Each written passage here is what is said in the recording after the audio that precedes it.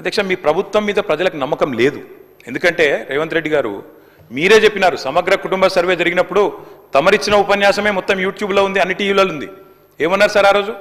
ఆ ముఖ్యమంత్రి చెప్తాడు సరే, ఎవరు పడితే వాళ్ళు వచ్చి మీ ఇంటికి వచ్చి వివరాలు అడిగితే ఇచ్చేస్తారా, అవులగాలు దివానాగాలు ఇచ్చేస్తారా అని మాట్లాడింది రేవంత్ రెడ్డి గారు, మేం కాదు.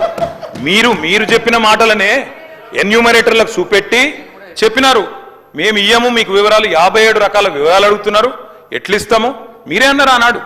ఎవరు పడితే వాళ్ళకి ఇచ్చేస్తామా వివరాలు అని మాట్లాడింది, అదే చూపెట్టి అడిగింది. అధ్యక్ష వాస్తవం ఏంటంటే అధ్యక్ష సమగ్ర కుటుంబ సర్వే 2014లో జరిగింది. శాంతికుమారి గారు ఉన్నారు, రామకృష్ణారావు గారు ఉన్నారు, సందీప్ కుమార్ సుల్తానియా గారు ఉన్నారు. అప్పుడు ఇదే అధికారుల అధ్యక్ష, అప్పుడెవరు వేరే లేరు. సమగ్ర కుటుంబ survey, I'm saying this on record, I worked as a minister for 9.5 years. Yes, చేసింది మొత్తం ప్రభుత్వ అధికారులే, చేపించింది ప్రభుత్వమే. Yes, it is an official document. అందులో ఖచ్చితంగా మేము ఓపెన్ గా వెబ్సైట్ లోనే పెట్టినాం, అసెంబ్లీలో కాదు, చాటుమాటుకు కాదు. 9.5 సంవత్సరాలు మంత్రిగా చేసిన మా తాతలు నేతులు తాగిండ్రు కాబట్టి మీరు మా మూతులు నాకండి. ఇట్లాంటి అర్థం పర్థం లేని చర్చలతోనే ప్రయోజనాలు లేదు అధ్యక్ష.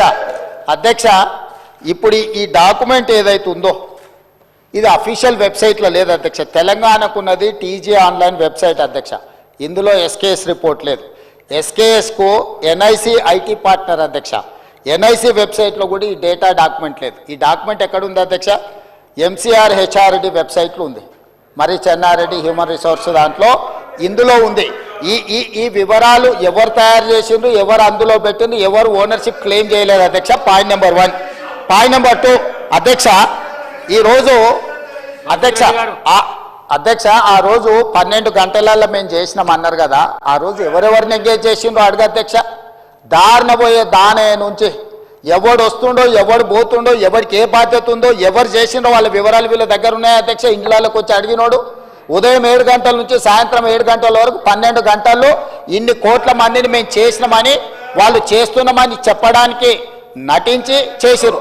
ఇవాళ మేము పకడ్బందీగా చేస్తే ప్రధాన ప్రతిపక్ష నాయకుడిగా ఆయన 9.5 సంవత్సరాలు మంత్రిగా చేసిన ఈయన ప్రభుత్వం మీద నమ్మకం లేదంటే ఇదే ప్రభుత్వం ఈ సభను ఏర్పాటు చేసింది, ఇదే ప్రభుత్వం ఈ సభలో డాక్యుమెంట్ పెట్టింది, ఎందుకు చర్చలో పాల్గొంటుంది అధ్యక్ష? అసలు అర్హత ఉందా?